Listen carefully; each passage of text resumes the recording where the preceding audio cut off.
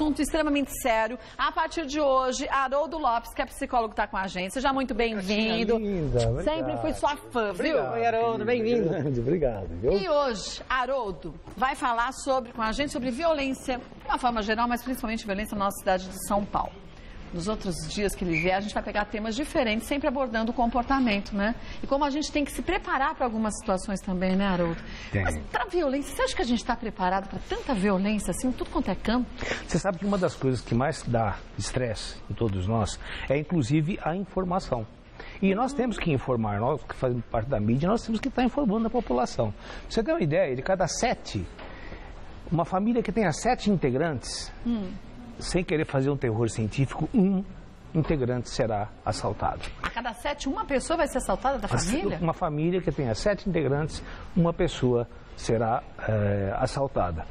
E eu acho que também só o fato de nós termos a informação, né, de que 116 pessoas perdem a vida por dia. Desde que o programa começou, mais de 5 mulheres já foram estupradas. Mais de 5 mulheres? Desde que o programa... Desde as 2 da tarde já foram estupradas? Já foram estupradas, segundo os dados da Secretaria de Segurança. E como é que uma pessoa lida com tudo isso, né? Existem pessoas que lidam bem, existem pessoas que não lidam bem. Eu sei, por exemplo, que o Fefito passou por uma situação delicada, eu também passei, eu trabalho nessa área, gosto de abordar esse assunto, mas também já passei por um assalto e eu sei o que é passar por isso. Mas eu acho que já é difícil passar por um assalto, mas que nem no caso do Fefito, que ele foi assaltado dentro da estação de metrô, ainda é pior, né, Fefito? Porque a gente acha que é um lugar seguro, né? Um lugar seguro. E lembra que eu fui assaltado também dentro de um restaurante esse ano. Teve arrastão. Num arrastão. Mas ontem você estava me contando que a Folha de São Paulo, que você trabalha, te deixa... A Folha de São Paulo freta um ônibus para deixar, exatamente, para evitar assaltos para os funcionários. A Folha de São Paulo fica na Barão de Limeira, ali na Santa Cecília Centro. Então esse ônibus sai da Folha e deixa na porta do metrô, exatamente para evitar problemas de deslocamento. Então eu desci do ônibus e entrei direto na estação. Você não ficou circulando pela... Não, o ônibus deixa literalmente na porta. Só entrei. E não estava com o celular na minha mão, não estava fazendo nada que chamasse atenção. Estava com mochilinha nas costas e descia a escada rolante. Então, quando você imagina que você já está na estação de metrô, você está seguro. Tem, de fato, na Estação República, tem muita gente dormindo, né? Fora, tem muito mendigo. E tem pessoas que têm aparência, como a gente diz, de craqueiro, assim, mas que você não sabe. Nóia. De nóia. Mas já estava na estação. Desci a escada rolante e fui andando. Tem um corredor muito longo nessa entrada. É um corredor que tem banheiros de um lado, tem um museu da diversidade do outro lado, tem uma bifurcação. Nesse corredor, depois eu descobri que é um corredor em que existia uma cabine do bilhete único e que no dia 6, uma garota foi estuprada exatamente ali. Naquele mesmo corredor? Naquele mesmo corredor. Então, o que aconteceu foi que eles tiraram a cabine, mas não colocaram vigilância. Colocaram a cabine em outro lugar, mas não colocaram vigilância no corredor. O corredor continuou desprotegido. E você, então, estava ostentando, vamos dizer assim, não estava chamando a atenção? Não estava, gente. Estava normal. E ele estava com headphone, sim. Estava ouvindo música, mas meu celular estava guardado no bolso de trás. Eles não teriam como ver, porque eles vieram pela minha frente. Tinha outras pessoas ao meu redor. Então, vieram os dois e, passa o celular. E aí, na hora, eu pensei, nóia.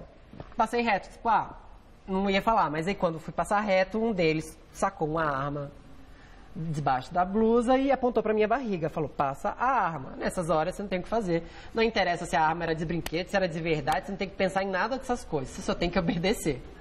Mas você sabe que na maioria dos casos, o que você está falando aí, você ainda teve uma reação que me parece que foi saudável. Porque a gente é educado a reagir a assalto. Mas o que a gente tem que fazer, por exemplo, para o pessoal que está nos acompanhando em casa, a gente tem que se preparar. Por exemplo, se você está diante de um assalto, e a gente sabe que hoje em dia, Kátia, muitas pessoas estão reagindo. É verdade. Entendeu? Aumentou o número de pessoas reagindo. E o que a gente tem que fazer, é triste o que eu vou dizer, mas a gente tem que estar sempre, de certa forma, pensando preparado, pouco. Eu posso ser assaltado. Eu posso ser assaltado. Por quê? Porque isso funciona como se fosse um roleplay. Eu vou me preparando, lamentavelmente, para essa situação. Então, o dia que, infelizmente, se você for vítima, de tanto você já ter se preparado e não deixe com que isso vire um terror, a tendência, Kátia, de você repetir aquilo que você se preparou. Então, ou de você seja, não reagir. Não reagir, ainda falar para o delinquente que você não vai olhar para o rosto dele, evitar olhar para o rosto dele. E outra coisa muito importante, anuncie qualquer movimento que você vai fazer. Quer dizer, vou colocar a mão na minha bolsa para pegar a carteira. Nossa, ele pode interpretar que você vai pegar uma arma. E outra coisa, quanto mais novo, assim, muita gente já morreu assim, quanto mais novo, mais perigoso. A faixa que mais mata e que mais morre é justamente a de 16 a 25 anos. Mais imaturo, né? Pois é, então você pode perceber que você está nervoso, mas ele está muito mais. Sim. Né? Então, além de você nunca sair com objetos que chamem atenção, ouro, aliança, gente andando com Rolex na rua, gente, é loucura um negócio desse. Então, é um chamariz. Mas aí a gente entra num outro momento que é importante a gente falar também. As pessoas falam, então eu vou ficar à mercê de bandido? Eu acho que a gente tem que andar como dá pra gente andar. Eu ando sem bolsa na Paulista, ele já sabe. Eu andava de celular só no bolso, agora nem o celular. Nada de dinheiro, nada de brinco nem de biju. A gente tem que cobrar das autoridades a segurança, mas a parte da gente que é nos proteger só cabe a gente. Não é a mercê dos bandidos, é a favor da vida. A favor da vida, né? Não, e você veja, a cada dia que passa, quantas pessoas conhecidas que a gente fica sabendo que também sofreram um tipo de violência. A Fabiana Carla? Hã? A Fabiana Carla, que Sim. teve o carro dela metralhado no Rio de Janeiro? Pois é.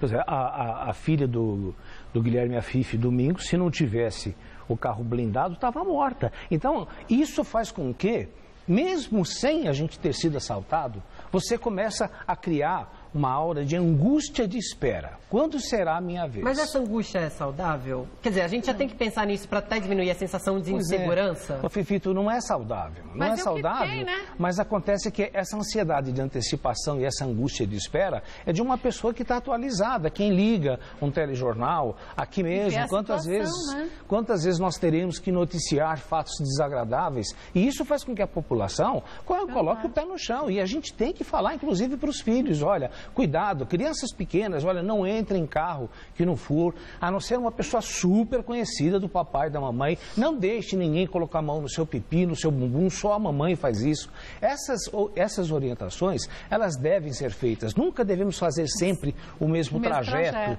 muda de vez em quando. Né? E, acima de tudo, tentar negociar com o cidadão que está à sua frente. A gente tem algumas perguntas que chegaram, você pode mandar a sua também. O Haroldo vai te ajudar respondendo aí num caso mais específico, um depoimento que você tenha, algo que você tenha passado, que fazer um depoimento, algo que você tenha visto. mulheres@tvgazeta.com.br ou no Instagram, @GazetaMulheres. O primeiro, deixa eu mostrar aqui do Eduardo Pereira. Boa tarde, melhoras para o Fefito. Haroldo, quanto tempo uma pessoa que foi assaltada fica com um trauma?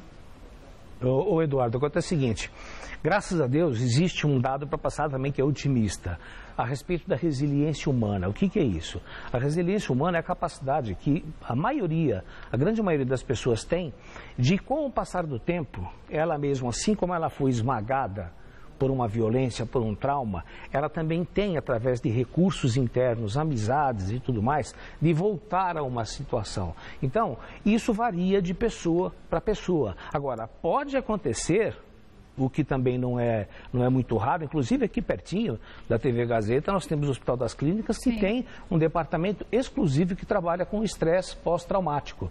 E quem foi assaltado, tanto pode ter essa capacidade de recuperação rápida, mas existem pessoas que acabam desenvolvendo estresse pós-traumático, ou seja, tem respostas de sobressalto. O que seria isso? Vamos supor, eu chego perto da Kátia, oi Kátia, coloca a mão no ombro, eu já levo um susto. Sou eu, Kátia, entendeu? A pessoa passa a ter pesadelos, a pessoa evita o lugar onde ela foi assaltada, a pessoa pode ter crises de choro, de raiva. Então, isso varia de pessoa para pessoa. Mas, olha, aqui nós estamos em 3. Veja, dessas 3 pessoas que nós somos e representamos uma fatia da sociedade, 2 aqui já foram assaltados. Mas eu não fui porque eu fiz uma loucura. O rapaz bateu no meu vidro e falou, passa pro banco do lado e abre a porta. Eu falei, como? Pensei com meus botões. Nossa Senhora. Eu acelerei o carro, saí batendo nos outros carros. E só pensava, olhar para frente, olhar para frente, olhar para frente. E eu fui a primeira pessoa que falava com meus filhos, não reage, não importa, e você acabou reagindo. E eu acabei reagindo. Olha, vocês estão vendo o exemplo? Olha aí que a Kátia Eu era falou. a pessoa mais sensata no meu Então, ponto de vista. de certa forma, nós três aqui já fomos. E você sabe o que acontece? No outro dia, isso foi numa terça-feira, era 8 da noite, porque a gente também tem esses problemas. Você acha que tem que ser de madrugada e estava chovendo. Eu falei, chovendo. Era 8h30 da noite ontem. Bandido assalta na chuva, gente. A gente não quer se molhar, eles não estão nem aí.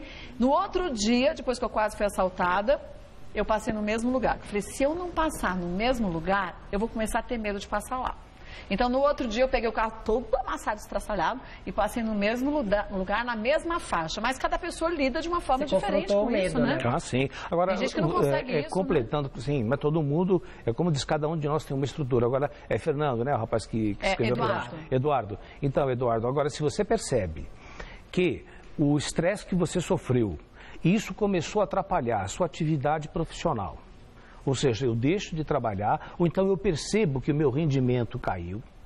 Eu começo também a prejudicar a minha relação conjugal, social, deixo de praticar os meus esportes, fazer o meu hobby em função de um assalto, desse estresse pós-traumático, aí é a hora de você procurar uma ajuda médica. Então, agora deixa eu falar de uma coisa. Eu conheço o caso de uma pessoa da minha família bem próxima, que ela foi sequestrada 2 vezes, porque os bandidos queriam um carro e tudo mais. Ela e o marido foi sequestrado 2 vezes, soltaram... Sequestro relâmpago. 2 horas depois.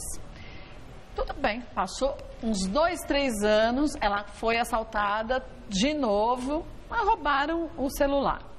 Depois de uns 3 dias, ela entrou numa crise de pânico gigante. E aí, ela até conversou com o psicólogo e falou assim, poxa, mas por que isso?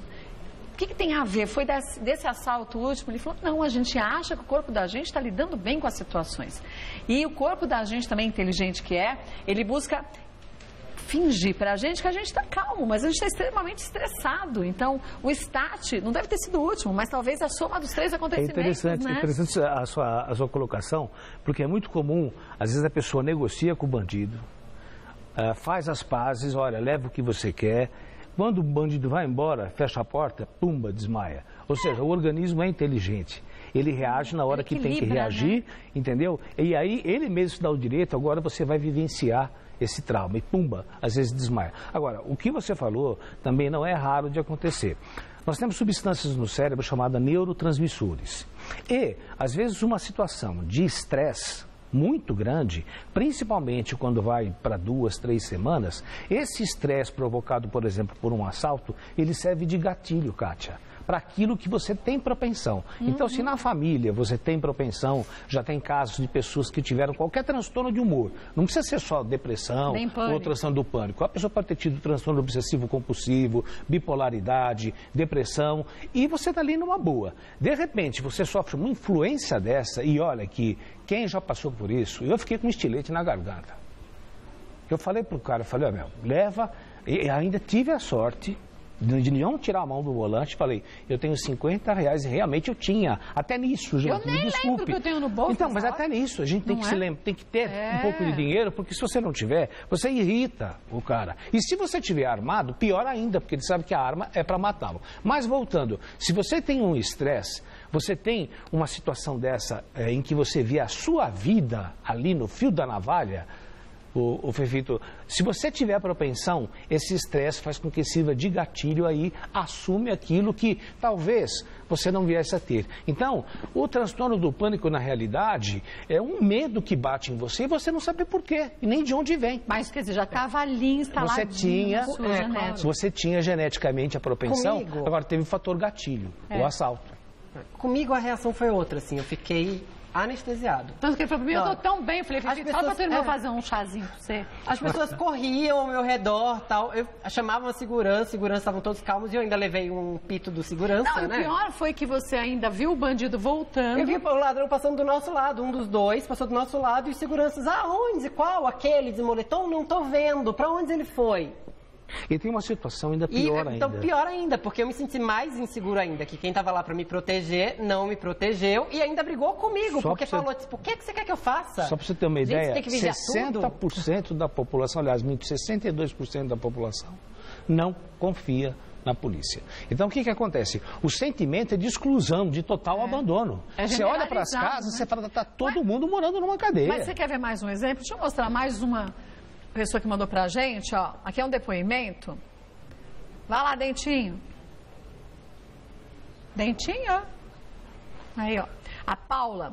Kátia, aconteceu exatamente a mesma coisa com a minha prima na Estação República. Ela apanhou dentro da estação. Aí eu lhe falo, você falou dessa sensação de impunidade que a população e do desacreditar, né, na nossa segurança e naqueles que a gente devia acreditar e ter certeza que protegeriam a gente. Lembra do que o segurança me falou, que então, ele olhou pra mim e falou, esse mês, só esse mês eu levei 3 pessoas na minha viatura, quase morrendo. Esfaqueadas, porque não deram o celular. Então era algo comum na estação. Então, é algo comum. Se é algo comum na Estação República, como é em outras estações, por que não fazer alguma coisa? Quer dizer, não é que a gente acha que a polícia não funciona, é que desculpem as autoridades, mas não está. O número de policiais está sendo insuficiente para o número de bandidos. Aliás, Kátia, a conta não fecha. Como é que se chama aquela ladeira aqui pertinho, para quem está nos assistindo fora de São Paulo? Bairro do Morumbi é um bairro granfino. E tem ali uma ladeira onde a Astrid Fontinelli, inclusive, foi assaltada. E muita gente também. E ali, eu já passei umas 3, 4 vezes depois que ela foi assaltada, eu nunca vi uma viatura. Então, eu acho que esse efetivo, né, ele está deixando a desejar. E até chegar uma viatura para proteger você, a gente percebe que às vezes demora muito, né? E tem acontecido verdadeiras barbaridades. Então, não é à toa que a população, um dos maiores medos é da violência. Vocês se lembram daquele rapaz que jogaram do trem e ele perdeu o braço? Sim. Então, e quantos outros já aconteceram? E hoje, a cada dia que passa, a violência está tomando requintes de crueldade maior. Ou seja, é mais fácil para o indivíduo. Ele olha para você e fala, pô, esse tênis desse cara é importado. Mas o que eu faço? Ele está olhando para minha cara. Então eu queimo, apago o cara. Pego o tênis. Entendeu? Porque ele não vai fazer reconhecimento meu no distrito policial e o problema está resolvido. Né? Se ele for menor de idade, ele fica um tempinho lá na Fundação Carlos, tudo bem. E se for maior de idade, do jeito que estão todas as penitenciárias lotadas, ele bate na delegacia, alguns ficam 2 dias e depois soltam, né? Olha, você não viu agora o indulto dos pais? Insulto, um monte de gente não voltou. E há quem diga que é até uma forma de esvaziar as penitenciárias. Mas porque não tem. Há quem diga que é para esvaziar. Que jeito bom, né, de esvaziar. Porque não leva para casa deles. Agora, o que se sabe também que essa sensação de impunidade é que dá ao delinquente a sensação de que ele não vai ser punido. Ele é forte, então, né? ele pode continuar a fazer a bandidagem. E outra coisa, mesmo que eu matar alguém, eu tenho 16 anos, eu fico 3 anos, eu saio e continuo. Ao ouvir essas coisas é triste que a gente fica vendo que a vida não vale nada, né? A vida não vale que a gente tem que ficar atento. Tem outro depoimento aqui, vamos ver de quem é, ó, da Niele. Niele disse o seguinte, há exato 1 mês perdi meu tio vítima de latrocínio, que é roubo seguido de morte, né? Ele era frentista e levou 2 tiros. Os assaltantes levaram apenas R$70. A pior perda pela falta de segurança. E aí a gente fica se perguntando, né? Quanto vale a vida de uma pessoa? Sinceramente, hoje em dia, eu, com tristeza, vou te dizer isso. Eu acho que a vida de um homem, de uma mulher de bem, vale muito menos do que a vida de um bandido. Porque quando um bandido é pego, a população se junta, dá uns tabef no bandido, aparece um monte de associação. Não pode, é bandido, não sabe se é bandido, tem que ver, concordo. Agora, quando acontece com a gente, quem vem atrás da gente para defender a gente? É um ajudando o outro, porque não vem associação nenhuma para falar assim, olha a mulher de bem, olha quanto a criatura paga de imposto, paga pela segurança, não tem nada, paga pela educação, não tem nada. Ora, lembra que o Araldo falou, desde quando o programa entrou no ar, isso há menos de 2 horas, já quantas mulheres foram estupradas? 6 mulheres estupradas. Quanto que vale uma vida? R$70? Quer dizer, não está valendo nada, né? Foi o que você disse. Para o criminoso, ele nem pesa quanto que ele vai ser preso, se não vai ser preso. Ele sabe que ele vai ficar solto. Não é via de regra, mas em geral, esse tipo de assaltante, ele está muito vinculado com o uso de drogas. Né? Porque ele sabe que está correndo um risco. Roubar R$70 e matou. Porque como você colocou, latrocínio é um roubo acompanhado de morte. Então... Isso em geral é o que a gente chama de pedreiro. é o cara que usa pedra. E normalmente ele está com pupilas dilatadas, tá? E sempre hipercinético, cheio de movimentos. Os agentes disseram exatamente isso. Devem ter vendido seu celular por R$200 para comprar droga, eles fazem com sempre certeza. isso. E outra coisa que é interessante passar para vocês que estão nos acompanhando.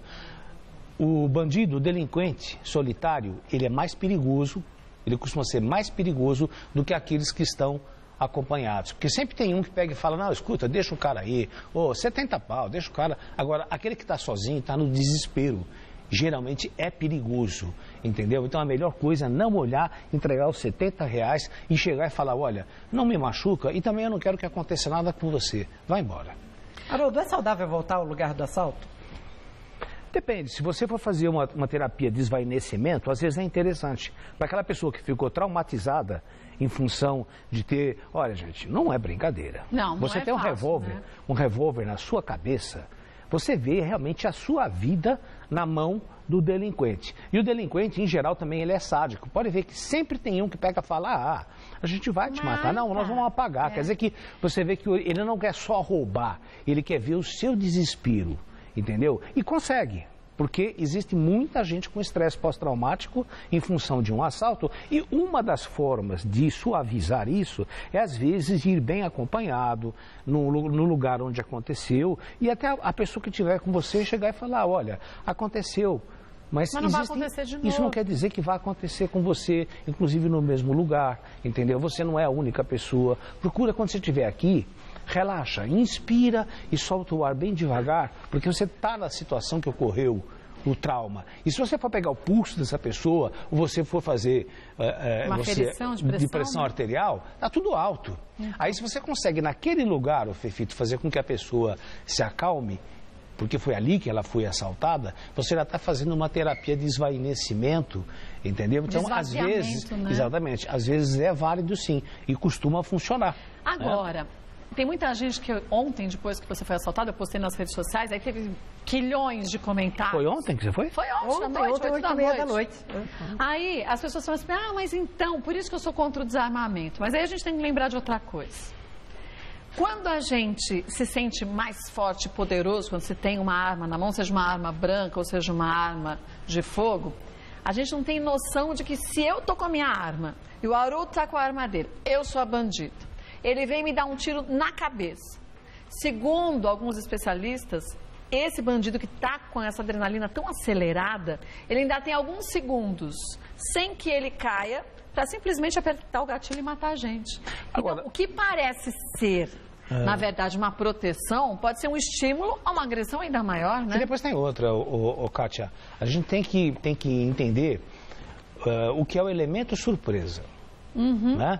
Então, vamos pegar o mesmo exemplo que você deu. Nós estamos armados, mas você vem me assaltar.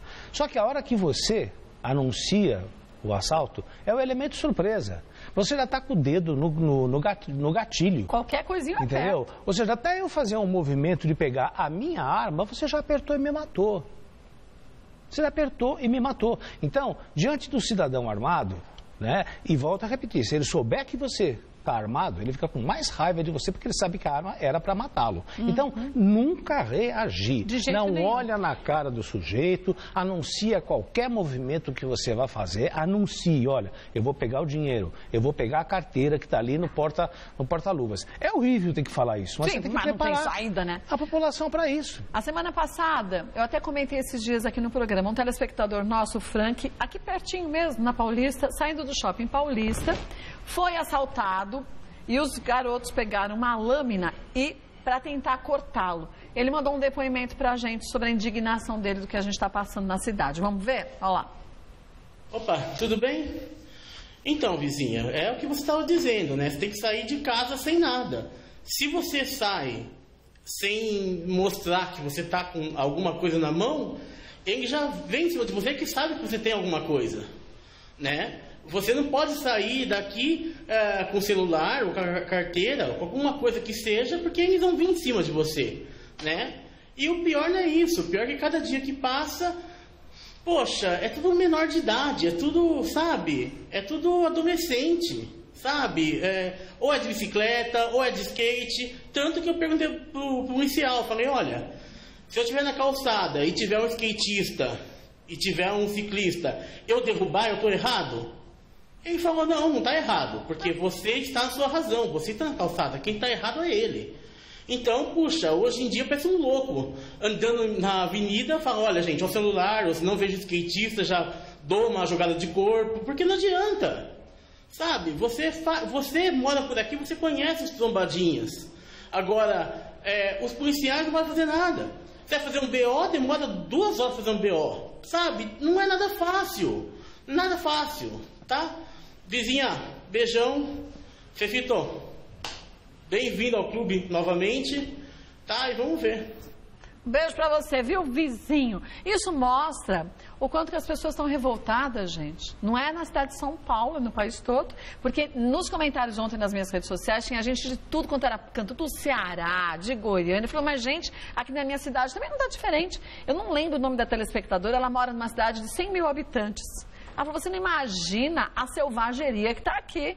Então, quer dizer, agora, o que falta? Ô, Kátia, são 50 mil homicídios por ano então, no Brasil. Mil. Nós vivemos uma situação de guerra. Para que você que está fora de São Paulo, por exemplo, na Fonte Nova, na Bahia, você imagine o estádio cheio. Aqui em São Paulo, quem está nos acompanhando, imagine o Morumbi cheio. Esse é o número de pessoas que morrem com arma de fogo. Então, e numa guerra...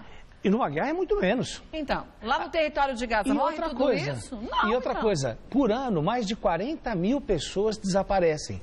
Agora, nós não sabemos, quando coloca-se desapareceram 40 mil pessoas num ano, quantas dessas já não estão mortas? Então, provavelmente, a situação é muito pior. Agora, aquilo que você comentou, e também é interessante colocar para quem está nos acompanhando, o bandido que atira de longe, por exemplo, ele tende a ser menos perverso do que aquele, como você citou, que passa uma lâmina em você, ou então fura com uma faca. Rio de Janeiro, por quê? Rouba bicicleta, exatamente. A faca nos outros. Aquele sujeito que fez isso, exatamente, bom esse é o exemplo do Rio de Janeiro, daquele finado médico que morreu desta forma. O indivíduo, quando ele mata com uma arma branca, fura, ele sente a morte na mão dele, ele vê a pessoa morrendo junto com o corpo. Alguns sentem. E tem recuperação uma criatura dessa? Não. Então, não tem que se fazer milhares de hospitais psiquiátricos, você concorda? Olha, eu sou a favor da forma como é feito na Inglaterra. Na Inglaterra não importa a sua idade. Você cometeu um homicídio, e um homicídio com requintes de crueldade, você é colocado na frente do juiz. Se o juiz perceber que você tem noção da realidade, se ele percebe que você tem noção do seu ato, você é punido, independente da sua idade. Ué, nos Estados Unidos, não tem um garoto que na escola matou o professor? Tá lá na fila da morte, vai ser morto.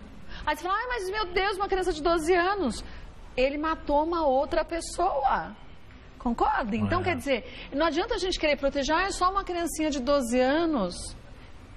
Se os pais têm que educar, isso é um dever dos pais, isso é verdade. Agora, tem criança e tem pessoas que já têm um desvio Kátia, de personalidade. Esse aqui é um fato interessante, porque essas pessoas desenvolvem aquilo que nós chamamos de psicopatia. Né? Alguns têm transtorno de personalidade antissocial, que você não obedece muito às normas de bom convívio. Mas quando o sujeito comete um crime dessa proporção, como teve um garoto aí que já tinha mais de 100 passagens pela polícia, mas era menor. De 11 anos, era menor. Carro, então, menor. A mãe falou, eu não tenho mais o que fazer, eu até amarrei essa criatura, não tem saída. Agora, esse tipo de bandido, é muito importante que todos nós, independentes de camada social, você que é pai, você que é mãe, que está nos acompanhando, a criança às vezes com 6, 7 anos, ela já dá indício, ô Fefito, da sua crueldade. Mas que indícios? Por exemplo, maltratar de animais domésticos. Uma criança que não faz reparação, por exemplo, um amiguinho na sala de aula está tomando a culpa de um fato que ele não fez e você que fez, você não volta atrás e fala, fui eu. Mas o que um pai tem que fazer? Não mostrar arrependimento, não mostrar arrependimento quando faz um ato de maldade. Quando briga, em geral, a briga é para machucar mesmo, para tirar sangue. Então, uma criança que já se comporta... Com 6, 7 anos. Exatamente. Quando uma criança que já passa a ter esse tipo de comportamento, né? E pelos desenhos também de agressividade, você não tem que esperar, porque isso, ela já está anunciando uma série de desvios. Mas quando os pais vêm cedo, 6, 7 anos, os pais percebem e falam assim, puxa, olha, meu filho se encaixa. E é terrível para pai e para mãe, para a gente enxergar essas coisas. Falar que é fácil, não é. Mas meu filho, às vezes, tem essa maldadezinha, já fez isso. Dá tempo de levar a um psicólogo, um psiquiatra e com medicamentos, dependendo do problema de cada um? Graças a Deus, dá tempo. Mas acontece que, normalmente, quando vão nos procurar, entendeu? Já é tarde, né? Você já percebe que a pessoa desenvolveu uma aura de perversão, de maldade, que não faz arrependimento, que não tem o senso de humanidade, que não se coloca no lugar do outro, a tal ponto, entendeu? Que isso não tem mais recuperação. Por isso que a gente sempre diz o seguinte, criança pequena, é importante que você que é mãe, que vai ser mãe, beija, abraça, fala, mamãe, físico, né? Mamãe ama, olha, você está com vontade de tomar sorvete, mas seu irmão também está. Olha, dói em você, mas também dói no seu irmãozinho. Por quê? Porque quando isso ocorre dentro de casa, as áreas do cérebro, Kátia Feifito e você de casa, que correspondem a sentimentos nobres, de humanidade, de empatia, essas áreas vão se desenvolvendo porque você tem o estímulo de afeto, de amor, de beijo, de abraço. Agora, quando você não tem, e pelo contrário, a maioria desses garotos perversos que estão por aí, garotos e garotas, né? Você vai encontrar um lar desorganizado, em que muitas vezes o próprio pai é usuário de drogas, o pai já seduziu o garoto. Agora, está fora da sala de aula, que é outra coisa que em outros estados dos Estados Unidos não acontece. Esse garoto com 18 anos, eu pergunto a vocês e a você de casa também, ele pode falar de amor? Nem consegue, né? Nem consegue. Agora, existem casos também de famílias estruturadas que Sim. mãe e pai dá amor, dá tudo que pode e essa Legal sua pergunta, acaba entrando por esse caminho. Né? E quando entra por esse caminho, com esses requintes de crueldade, de às vezes estuprar, por exemplo, uma garota, né? Você viu aqueles garotos que foram em Goiânia, né? Que fizeram isso não tem. Terrível. Isso não tem volta. Não tem volta. Não tem recuperação. Não tem recuperação. E outra coisa, esse é o tipo do cara que ele sente muito mais prazer em ver a vítima pedindo clemência, a vítima humilhada, do que o prazer sexual. Agora, você disse um fato interessante. E por que às vezes você vem de uma família boa e você percebe que 2, 3 filhos se adaptaram à sociedade, ao convívio, de repente um saiu completamente, vamos dizer assim, indiferente às maldades e às perversões. Já se sabe em alguns estudos que esse tipo de delinquente, que a gente rotula como psicopata, eles apresentam algumas alterações no lobo temporal, que essas partes não foram muito bem desenvolvidas, no lobo frontal, em que a pessoa é impulsiva, ou seja, primeiro ela age para depois pensar no que fez, e no sistema límbico. Então, às vezes você tem essas pequenas alterações, mas isso não quer dizer que o indivíduo não tenha noção da gravidade do que ele está fazendo. Ele tem noção da gravidade e, se for necessário chorar e pedir desculpas, ele até pode fazer isso para se ver livre de uma pena, de uma ação policial, mas isso não quer dizer que ele esteja sentindo remorso. Deu para entender? Isso é sério, isso é bem complexo. Esse é muito sério e não tem cura. Agora, deixa eu te perguntar uma coisa. Alguns casos a gente já viu, não lembro se era o Chico Picadinho, não lembro que bandido que ficou preso no hospital psiquiátrico por muitos anos, você vai saber mais do que eu. Eu tive com ele. Você teve? Ai, me deu até um arrepio. Jesus dos Nazaré. Isso, boa lembrança, né? É que eu li uns livros sobre psicopatas e eu fiquei chocada, porque é uma coisa absurda. Então, e aí? Esse foi dito pelo juiz, olha, já completou 30 anos, então ele vai ter que ser solto. O bandido da luz vermelha. O bandido da luz vermelha, isso mesmo. Então já fizeram uns testes, não sei o que. Ah, ele tá apto. Aí ele falou, não me solta. Não me solta. Se você me soltar, eu vou fazer tudo de novo. Eu não posso sair daqui. Eu tenho que ficar preso. Entende, doutor? Se você me colocar na rua, tudo que eu fiz, eu vou fazer de novo. Porque eu gosto daquilo. Não me solte. Aí vai o juiz e solta o cara. Aí ele vai e faz atrocidade. Aí eu te falo. Quem é culpado? É o bandido? É o psicopata que diz, não me solta, porque se você me soltar, eu vou fazer tudo de novo. Ele já está te dando a deixa. Agora, eu vou responder com uma pergunta para você, para o Fefito e para o telespectador. A partir do momento que nós temos um Código Penal que vem de 1940... Que era diferente em 1940. Que não nos interessa mais, porque eu não tenho obrigação de conviver com esse tipo de delinquente, porque eu pago meus impostos como você paga, o Fefito e todo mundo. Eu pergunto, quem são as pessoas que poderiam mudar o Código Penal e não mudam, mesmo sabendo que a cada 10 minutos uma mulher é estuprada e por dia 116 pessoas perdem a vida no Brasil? E sendo que a grande maioria que está detida foi porque foi pega em flagrante, não por investigação. Verdade. Não por investigação, porque nós não temos polícia científica e nem uma polícia ostensiva por esse Brasil afora. Então, quem poderia mudar o Código Penal, não muda. Quem deveria, né? E quem poderia e quem deveria. Né? Agora, também é um tipo de perverso. Sim, não deixa de ser um É psicopata um tipo de perverso, social. porque é mais ou menos assim, eu tenho proteção, eu tenho meu carro blindado, eu tenho meus seguranças. Sabe, tem até um programa na televisão. O resto que se exploda, né? Tem até um programa na televisão, até vou citar, porque é seu Pode amigo, citar. lá a praça do político, ele pega e fala assim, eu quero que o povo que se lasque. Aquilo ali. Você acha que eles não pensam isso da gente? Mas não estão nem aí. Pensa. Não estão nem aí. Não estão nem aí. Não tem nem aí. Ainda riem da cara da gente. Porque a criatura faz absurdos e deixa de fazer tudo o que precisava fazer, e daqui a uns anos ele se candidata e muita gente o elege. E outra, é uma situação muito mais grave do que a gente pode imaginar, que o delinquente hoje tem um fuzil. Eles têm arma para derrubar helicóptero. Você viu a polícia que pegou um tempo atrás, uns 15 dias, uma arma que é a arma para bater em guerra aviões.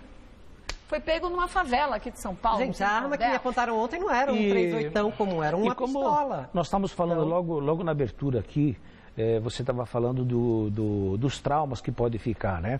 Eu estava dizendo, agora nós estamos com 2 horas de programa, já são 12. Eu estava fazendo as contas, são 10, a cada 10 minutos uma mulher é estuprada. Então nós já temos aí, nesse momento, 12 mulheres que já foram estupradas. E, para vocês verem o tamanho do estrago que pode acontecer, eu vou dizer, porque ela me contou e também eu estava num outro programa em que ela participou e ela deixou de viva voz.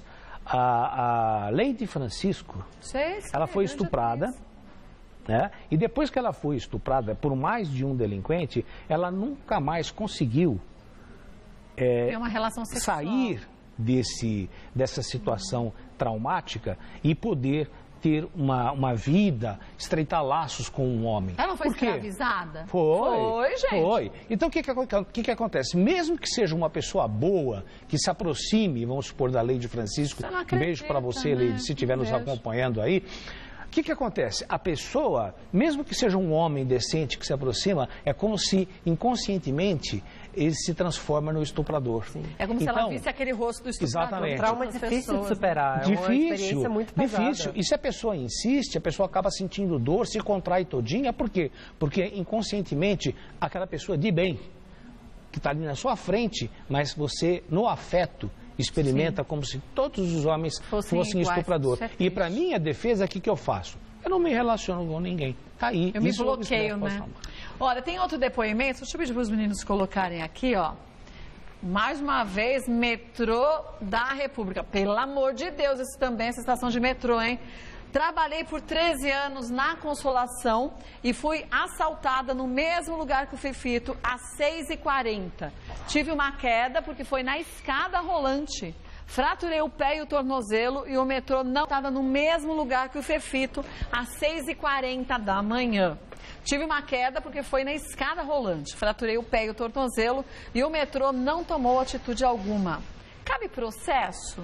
Olha, primeiro que o horário, prestem bem atenção, porque tem aumentado, porque é justamente a hora que você menos imagina, como o Fefito bem colocou, à noite, de madrugada, não, mas está acontecendo muito pela manhã.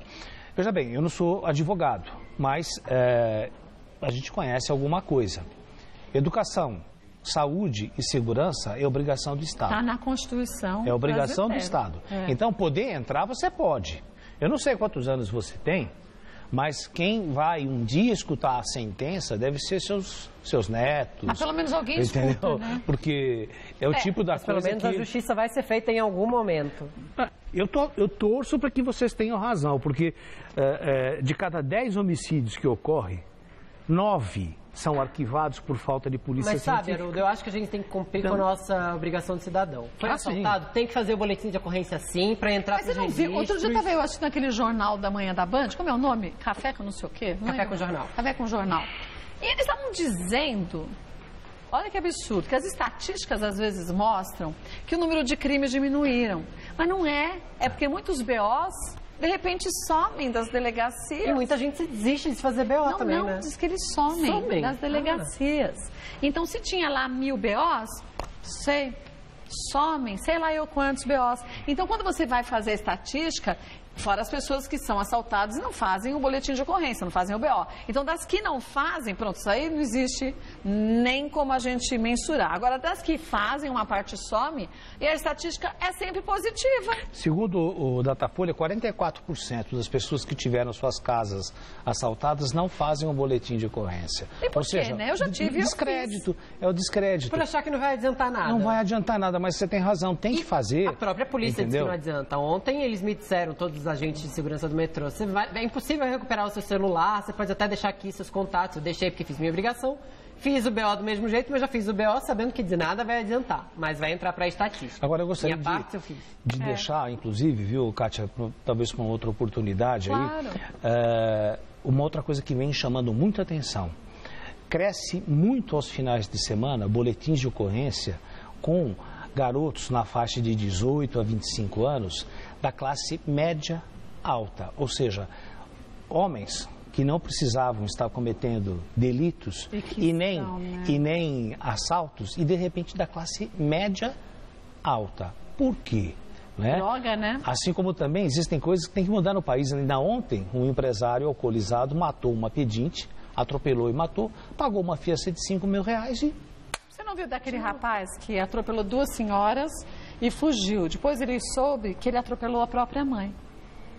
Eu vi hoje cedo no jornal. Aí você fala, puxa, né? Quer dizer, tudo bem, para esse a dor vai ser eterna. Mas e quantos que mutilam, que matam, que acabam com uma família porque acham que tem o direito de dirigir do jeito que quiser, na velocidade que quiser? A punição tem que ser maior. Vamos falar sobre isso. E como as famílias também ficam nessa hora, né? Coitadas, né? Olha, eu vou postar o Twitter do Haroldo Lopes, que é psicólogo, @Haroldo_Lopes, @Haroldo_Lopes, Lopes com S, tá? Tem gente que vai pôr Z, é com S. E aí lá você tem também os contatos dele, pode conversar. O Haroldo Lopes volta mais vezes ao programa e a gente vai falar sobre outros temas comportamentais que você pode até sugerir. Obrigada mais uma vez, querida. eu adoro Tchau. você, viu? Eu também, Seja onde sou for. fã. Obrigada, Obrigado, viu? E que você não volte com a história do assalto. Só volte pra gente falar das coisas gostosas. Aliás, um monte de gente mandou um abraço pra você, pra Mama e pro Fefito quase não.